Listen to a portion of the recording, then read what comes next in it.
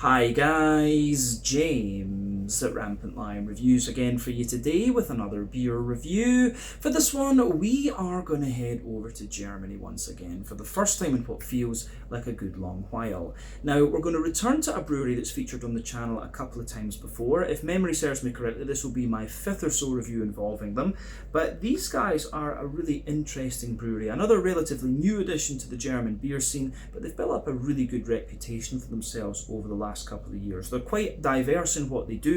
They brew the traditional German styles of beer, but they really started off as one of the what I would call new wave of American style German breweries, so brewing a lot of different IPAs and other styles of beer that hadn't really been traditionally brewed in Germany before, and they've really made a very good name for themselves in this under this kind of umbrella.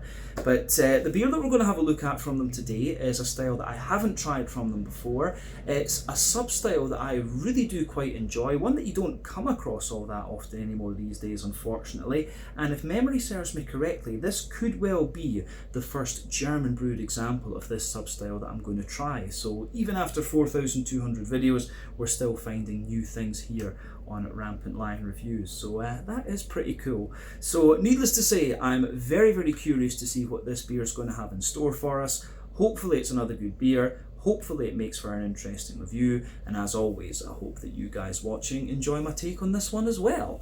So yeah, for this review then, like I said, we are going to head to Germany. We're going to go to the state of Schleswig-Holstein in the northwestern part of the country, and to be specific, we are going to go to the city of Lübeck, which is very pretty, and I do recommend that you go and visit it. But that means, of course, that we're going to have a look at another beer from the wonderful Sudden Death Brewing Company. This one is called Holy Cow. It comes in at 10% ABV, and this one is an Imperial Milk Stout. So yeah, I haven't had any Imperial Stout of any description from Sudden Death Brewing Company, if I remember correctly. I think it's all been IPAs and sours and things like that that we've had from them thus far. But yeah, they are pretty well known when it comes to this particular style, of course. But I mean, maybe I did have an Imperial Stout from them, but I'm pretty sure, almost certain, that I haven't had an Imperial Milk Stout from these guys before. And like I say, this is probably the first German brewed Imperial Milk Stout that I've had. But yeah, very well respected American style brewery in Germany these days, and they've expanded a lot over the last couple of years, and it's been nice to find their beers here in Hong Kong as well. But yeah, this one apparently was released toward the end of 2022, start of 2023, and I found this one just very recently here in Hong Kong actually, so I guess I was quite lucky to get a hold of this one. But I love the Imperial Milk Stout style. You don't see too many of these around, so yeah, let's just crack on with this one and see what it's going to have in store for us. Exciting stuff, I have to say. But yeah, as always with my reviews then, I'll tell you a little bit about the brewery before we taste the beer. If you want to get straight to the tasting though, just fast forward. All the usual links can be found in the video description below. That's the brewery website, the link to my other reviews that I've done from Sudden Death Brewing Company before, and we will no doubt add more to that list at some point in the near future. But there's all the usual social media down there. If you want to see more reviews, do please consider subscribing to the channel. The support that you give is massively appreciated, and remember, you can go into the channel homepage and search for beer using the geography tagging system. So just go in there, use the little search bar, put in your hometown, state, county, province, whatever you like. If I've reviewed beers from the area that you search for, they will pop up. Failing that though, you can check out the playlist of beers from different countries. You'll find this one in the German playlist along with a number of other things. That's being added to as regular as I can do, not as much as I would like right enough. Not too many German beers here in Hong Kong, unfortunately, but do make sure you check out the playlist of beers from other countries as well, because there are some very interesting things on the channel these days. But yeah, let's go on to my brewery notes then, and I'll tell you a wee bit about Sudden Death Brewing Company once again then. So, Sudden Death Brewing Company, as I've mentioned already, are based in the city of Lübeck in Schleswig-Holstein in the northwest of Germany, a little bit to the kind of northwest-ish of the city of Hamburg, of course, and the company was started by two friends, Ricky Nagel and Oliver Schmokel, both of whom are big hockey enthusiasts, hence the artwork that you can see there. But they often travelled to the US to watch hockey. Their favourite team was the Boston Bruins, and over there they encountered the various IPAs and other American beer styles. So they soon became frustrated that they couldn't get these kinds of beer in Germany, and so they decided to start a home brewing business and start brewing the beers for themselves. And Ollie also trained as a beer sommelier as well. But the pair continued to develop their recipes on a small 50-litre brewing kit, and then after a while they started gypsy brewing their beers on a larger scale at other breweries. I believe they were brewing their beers for quite a while at the Frau Gruber facility in Gundelfingen an der Donau in near Augsburg in Bavaria, in the southern part of Germany. But all the while the company was based in Ricky and Oliver's hometown of Timmendorfer Strand, which I think is a little bit northeast of Lübeck, if I remember the map correctly. But over the next few years they continued to build up their sales and get their beers out there across Europe. But then in 2022 they opened up their own brewery in the Golland shipyard in Lübeck, and this area has apparently become a bit of a hub for small businesses and culture events in the city. But the new brewery has an on-site tap room. They also serve pizza and they offer tours as well, so you can go and check it out. And the photos of this place do look pretty cool, a really lovely kind of modern facility, if you like. So I think it's somewhere that I will need to go and hit up the next time I'm in Europe. But as of November 2024, sorry, obviously I forgot to change the month when I was doing the notes there, these guys have produced 250 different kinds of beer according to Untappd. That number is definitely right, but yeah, like I said earlier, these guys do a wide variety of different styles. They've been doing a lot of New England hazy IPAs recently, quite a few of the kind of fruity, smoothie, sour type beers, and you will still get quite a few Imperial stouts from these guys as well. So yeah, a very well-rounded American style brewery. But from what I saw on the tap lists of the brewery tap room, they're doing like Helles Lager and Dunkels and stuff like this too, so you can still get the traditional German style beers from these guys. So yeah, that's something that I do look forward to trying when I go and actually visit the brewery, because you get the American style stuff across the world, but not their traditional German things actually. So yeah, that is everything I can really tell you about Sudden Death Brewing Company for the moment. If you want to learn more about these guys, you can check out the brewery website, you can follow them on Facebook and Instagram to keep up to date with all the latest goings on, and you can check out the Rate Beer, Untappd and Beer Advocate pages to learn a little bit more about all the different beers that these guys have done. So yeah, let's go on then and actually have a little look at the beer itself. So from what I gather, this one was one of 3 different beers that they released toward the end of 2022, start of 2023. At least that's what it said on the Untappd page.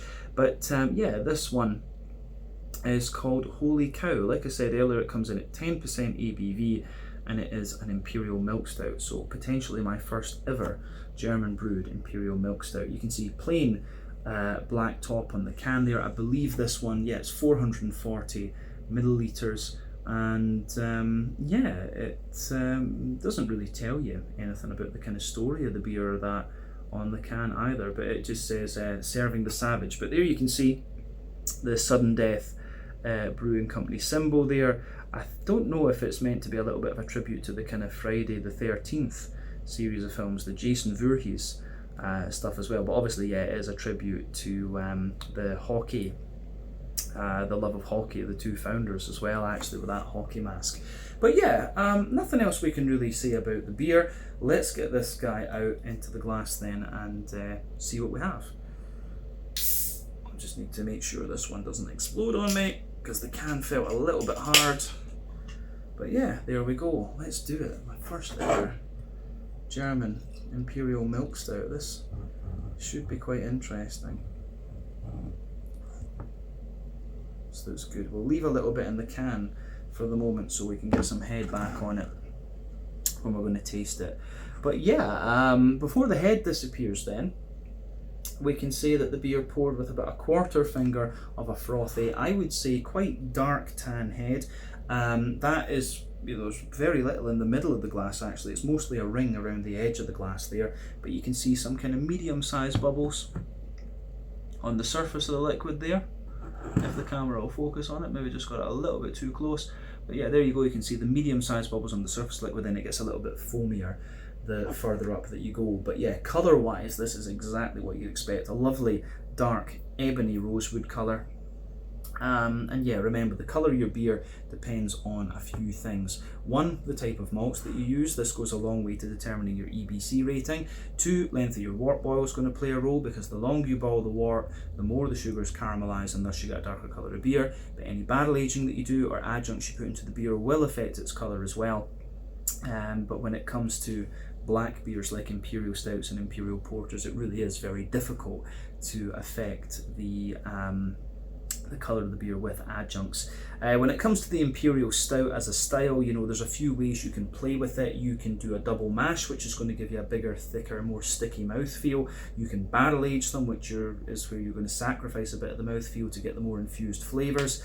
You can do a longer wort boil, which is going to give you some more kind of you know, it's going to give you some of these more kind of complex brown sugary type flavours, or you can add adjuncts and things into them as well, which is kind of what you're doing here with the addition of lactose sugar. Most Imperial milk stouts have that little bit of lactose in them. But yeah, not too much in the way of visible carbonation with this one, and when you shine the light through the beer, it does have a little bit of that kind of Coca-Cola, Pepsi sort of edge to it. But all in all, nothing really surprising about the appearance of this beer when you consider what style it is. It looks exactly as you'd expect from pretty much any Imperial Stout, in all honesty. So yeah, I think we've said everything we really need to about the appearance of this beer. So let's go on and have a little look at the aroma then and see what that's going to give us. Oh, that smells nice. Now, I'm going to say straight away, for an Imperial milk stout, it's not the sweetest of Imperial stouts. It's actually got, it's kind of interesting because the aroma actually has some of these more classic RIS type qualities to it. And I've said this in quite a few Imperial Stout reviews recently that you know, I do miss the more old school RIS type Imperial Stouts, you know, the kind of roasty, toasty, bitter ones, if you like. And I miss these as well, the Imperial Milk Stouts. The Imperial Pastry Stouts that seem to be very popular among brewers at the moment just don't really do it for me. They can be very much hit or miss. I don't like that granola, marzipan-y sort of thing that quite a lot of them give you. But yeah, the way this beer goes about its aroma is very, very nice. So let's just try and break this down a little bit and describe it for you a wee bit more in depth. So the backbone of the beer, you can smell some of that roasty, toasty, well-fired kind of bread crusty character in there. I wonder if there's a wee bit of carafa in this actually, because it's not too aggressive in that particular part of the aroma, if you like. So yeah. On top of that, you get a lot of really sweet and big and oily sort of rye bread. So yeah, lovely roasty, toasty, well-fired bread crust. Not too aggressive, as I say, so maybe some carafa malt in there. There's a wee bit of woodiness as well, but yet then yeah, lots and lots of big, oily, sticky rye bread coming out of this one. So yeah, the way that that goes together is pretty damn nice actually. Yeah, on top of that, there's a wee bit of like a sweet kind of wholemeal brown bread. I used to live in Heidelberg in Germany. I wrote my master thesis in chemistry there.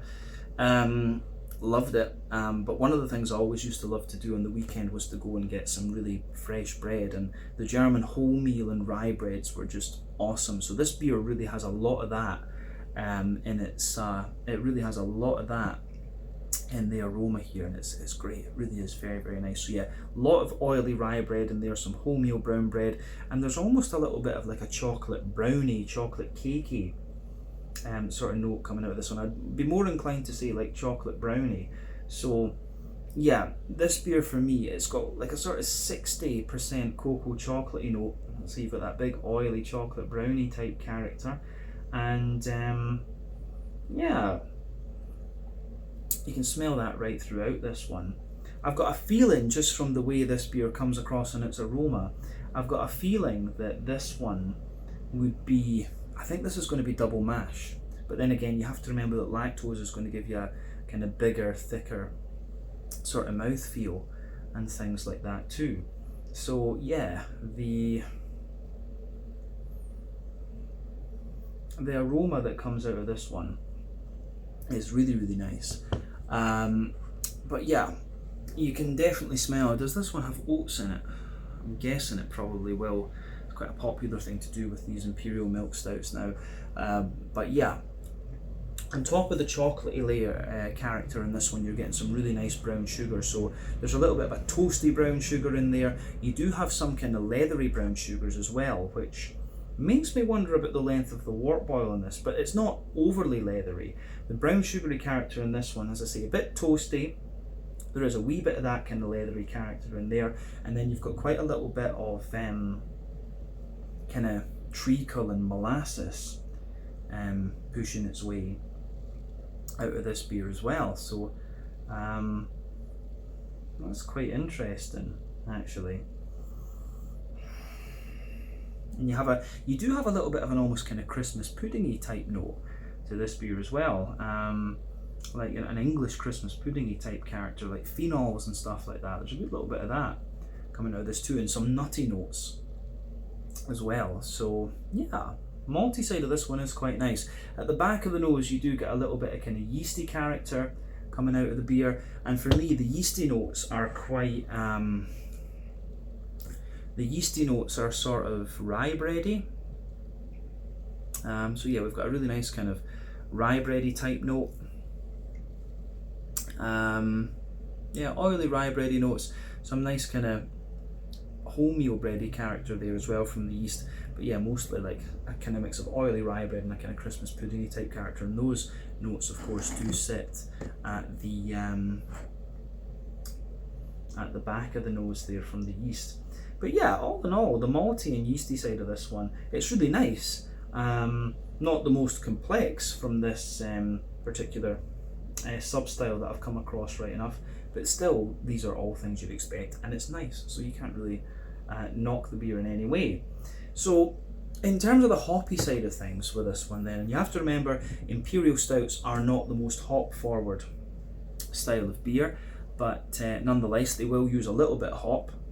You do get a little touch of earthiness out of this one. There's a little wee bit of kind of woodiness to this beer as well. So a little bit earthy, a little bit woody, some nice kind of floral notes in there as well, and a wee touch of kind of grassiness. But yeah, not too much else to report in terms of green component in this one, but you wouldn't expect there to be either. In terms of the fruity side of the beer, again, it's kind of what you'd expect. There's a good little bit of juicy plum in there. You get a wee bit of prune and a wee touch of date, of course. But yeah, figs. I don't know if I'd go as far as raisins. It's not quite sharp enough to be raisins. But yeah, plums, figs, black currants, and maybe a little bit of a kind of blackberry sort of note coming out of this one. So yeah, all in all, the way the aroma goes together in this beer is really nice. Nothing unexpected, but definitely very enjoyable. As I always say, take a little bit of time to enjoy the aroma of the beer before you get stuck into it. I think that's always half the experience when it comes to different craft beers. So yeah, let's have a taste of this one then and see how we go. We'll just get the rest of the beer out into the glass, and of course we don't want to waste any of it. So yeah, let's have a wee look at this one then. This one is the Holy Cow, a 10% Imperial Milk Stout from the wonderful Sudden Death Brewing Company in Lübeck, Schleswig-Holstein, in the northwestern part of Germany. Let's get stuck in. Slange, Skål, cheers, Prost.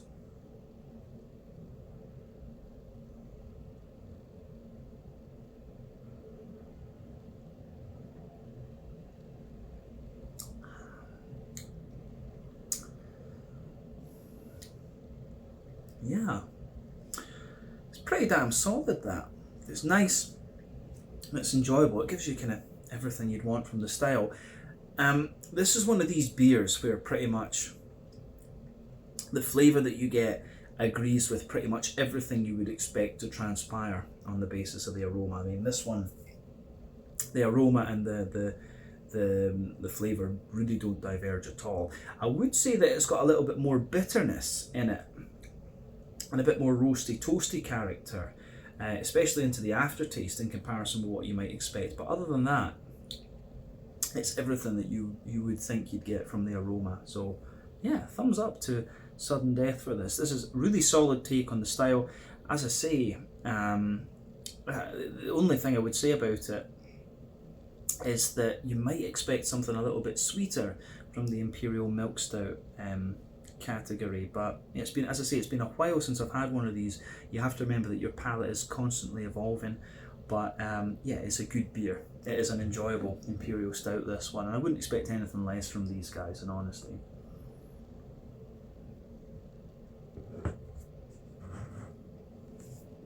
You can actually feel when you lift the glass here, this thing is pretty damn dense actually. Got a lot of weight to it, but at the same time when you actually drink it, it doesn't feel overly heavy. So yeah, interesting stuff. The more that I'm taking into this one as well, the more I get some of that kind of roasty toasty bitterness actually. So yeah, interesting stuff. Let's go to the middle third of the palate then, and we'll work our way through the flavour of the beer as we always do. So the backbone of this one then, you've got that lovely roasty toasty well-fired bread crust in there. It's actually a little bit more, I think it might be maybe Special B that's being used in this one, because it's just got that little bit more aggressive roasty toasty well-fired bread crust to it. Otherwise it's a type of carafa that I've not really encountered before. But yeah, good bit of that roasty toasty well-fired bread crust forming the backbone of the beer. As you move further forward on that middle third of your palate, you do get a nice little bit of yeah, there's a nice little bit of woody character coming out of it.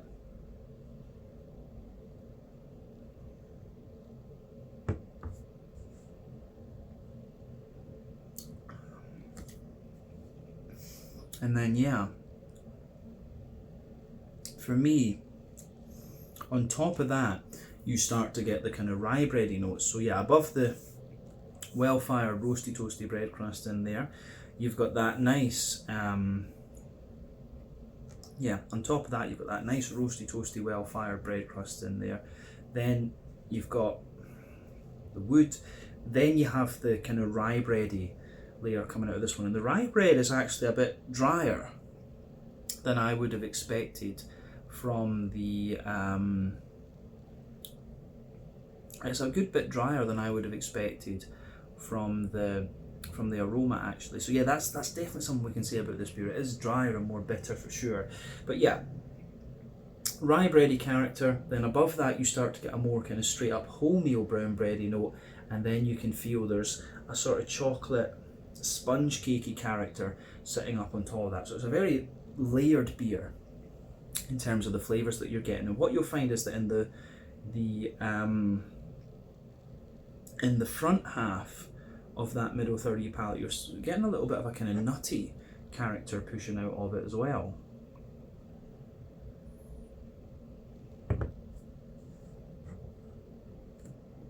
So yeah, there's a wee bit of nutty character in there, and then on top of all of that, on top of the kind of chocolate spongy character, maybe evolves to be a bit more of a brownie type character into the aftertaste right enough. But yeah, on top of that, you've got that nice, on top of that, you've got a kind of lovely, how would you say,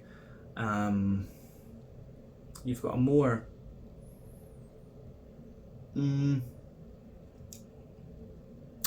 you've got the chocolatey layer starting to come out of this one, but the chocolate's actually a good bit darker in the flavour than you might expect from the aroma as well. So I'm actually finding the more and more that I drink of this beer, the more that the flavour starts to diverge from the aroma actually. As I say, it's certainly not the sweetest of Imperial milk stouts you're going to come across, but yeah, the chocolatey layer, you've almost got like a layer of kind of charred chocolate above that sort of chocolate spongy note. But yeah, as I often say, sweeter flavours come out further forward on the palate, more dry and bitter flavours come out further back. But yeah, on the back half of that middle third of your palate, you can feel there's a sort of 80-90% cocoa chocolate, and as you move further forward, it sort of mellows out slightly, maybe to be around 70% cocoa chocolate. Beyond that, you have some. Beyond that, you've got some, or above that, I should say, you start to get the kind of brown sugary part of the beer. So there's a roasty, toasty layer to the brown sugar, and then above that, you've got maybe a more leathery layer as well, but in the dead center of the palate you can feel that circle there, and that's where you get the really that's where you get the really more kind of treacle molasses, the sweeter type flavors out of the beer, and there's maybe just a little sprinkling of a more toasty caramel mixed in with that as well. So yeah, the complexity of this beer really is in the kind of middle third of your palate here, and I think the smoothness of the beer, I think the lactose in this one isn't affecting the flavour so much, because you might expect it to give you a more kind of milky chocolate to the beer. I think it really is more aiding the mouthfeel actually. But yeah, that's the middle third of the palate, as I said. So let's go to the back third of the palate, and as I've often said, the back third of your palate is going to give you very similar flavours to the middle third of your palate, but just at different intensities. So yeah, the border region between middle and back third of your palate, you get that nice little bit of kind of bready build up in there. You can feel the sort of rye bread in the base, the wholemeal brown bread in the middle, then the more kind of chocolate cakey type character on top. But yeah, the base of that back third of your palate is the roasty, toasty, well-fired bread crust.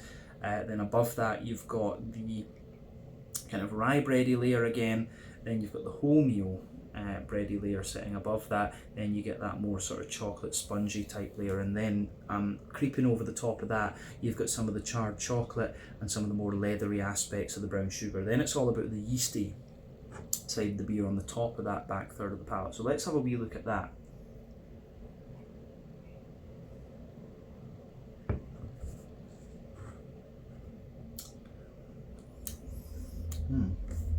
I'm finding now that I'm drinking more of this beer, the more of the fruity side and the sweeter side of the beer is starting to come out, especially from that treacle molasses and that kind of phenol-y side of things.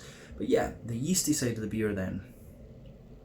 For me, the yeasty side of this beer, at its core, it's got a little bit of that kind of English Christmas puddingy type quality coming out of it. So yeah, that oily, rich English Christmas puddingy sort of note there. It's surrounded by a more kind of rye bready character, the wholemeal bread as well, and then the more toasty bread crust. So all of that yeasty character, as I say, sits on top of the back third of your palate there, and I do think that's really nice how that pieces together in this one. But definitely, yeah, the back third of your palate, you can feel the flavour is taller.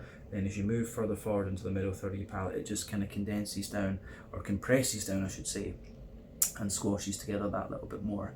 But yeah, on the hoppy side of things then with this beer, it does actually have a little bit of hoppy bitterness to it still. I wonder if it's a bit of Galena or something like that, or Columbus maybe that's been used in here.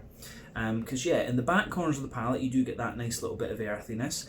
As you move further forward, there's a wee touch of like herbal woodiness there, but then yeah, as soon as you move further forward from that, you can feel just a little touch of that kind of pine resiny or floral spicy sort of thing. I do want to say Columbus with this one, but yeah, there's a little bit of floral spice on the front corners of your palate, and then round the front curve of the tongue it's a little bit lighter and more sort of grassy as well, I would say. So yeah, the way that all of that goes together, I think, is quite nice. The bit of green component in this one, and I think that builds a good bridge between the roasty, well-fired backbone that the beer has and other things that are going on. So let's focus on the front third of your palate then, and the fruity side of things, just to round off the flavour section of this video.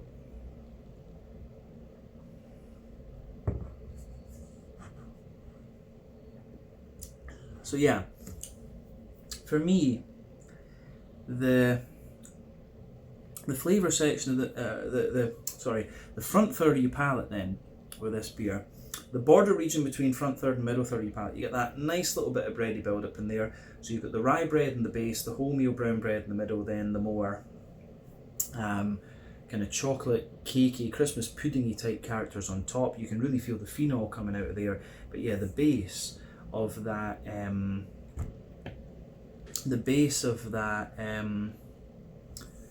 front third of your palate, you can feel the roasty, toasty, well fired bread crust, the rye bready layer, the wholemeal brown bread, and then yeah, that more chocolate brownie sort of thing, a wee bit of the charred chocolate as well, and then you get that nice oily bubble where the juicy fruity esters just roll their way out of the beer. So let's look at that fruity side of things then, just to round off.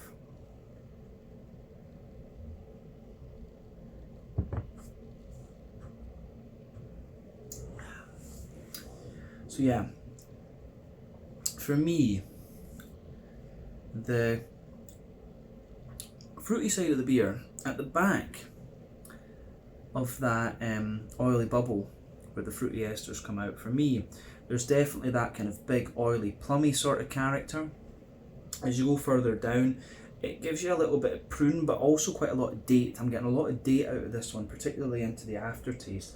And as you move further forward on that front third of your palate, you start to get like sultanas, and as you reach the middle of it, you start to get the kind of like figgy notes, and then yeah, the front half of that front third of your tongue, it's black currants underneath, and that more oily blackberry sort of note coming out of it as well. So yeah, the way that that goes together, I think, is really, really nice in this one.